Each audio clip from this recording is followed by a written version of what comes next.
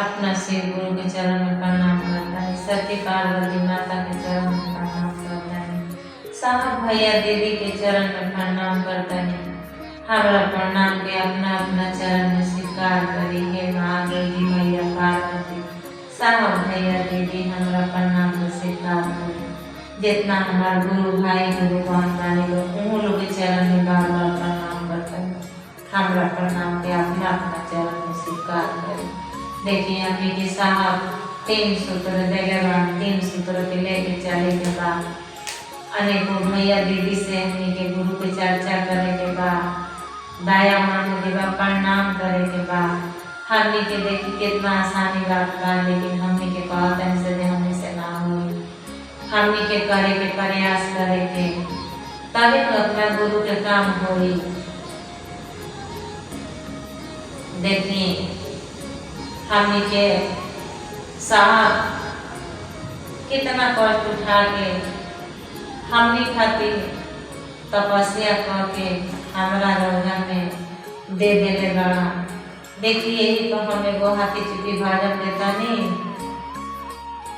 जी माना कैसन बा, यही तो एगो भजन देता नहीं मनवाना भरला हमरा शिव गुरु के, मनवाना भरला गौरी माता के नाम के, जिंदगी कटी आराम से ना, मनवाना भरला साहेब भैया के नाम के, मनवाना भरला लीलन दीदी के नाम के, जिंदगी कटी आराम से ना, ए भैया फिर ना पैबा मानू सके तानवा हो जवनिया ई ना हरदम रही, ए दीदिया फिर ना पैबू मानू सके तानवा हो जवनिया ई ना हरदम रही, मनवाना भरला शिवा गुरु के नाम के, जिंदगी कटी आराम से ना।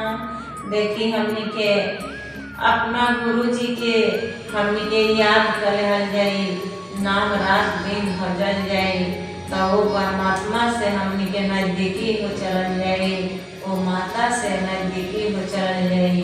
हमनी के खातिर दाया मांगे के बा दीदी साहब भैया दीदी थोड़ा सा आशीर्वाद दे लो, जो हमने के गुरु से नजदीकी कर दे, साहब से हम नजदीकी हो जाए, माई से नजदीकी हो जाए।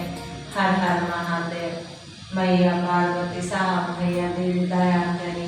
आज के चर्चा भजन अपना गुरु के अपना माता के साहब भैया दीदी के चरण में रखते हुए अगला चर्चा के बार बार प्रणाम बा, हमें लाड़ दुलार प्यार दी है साहब भैया।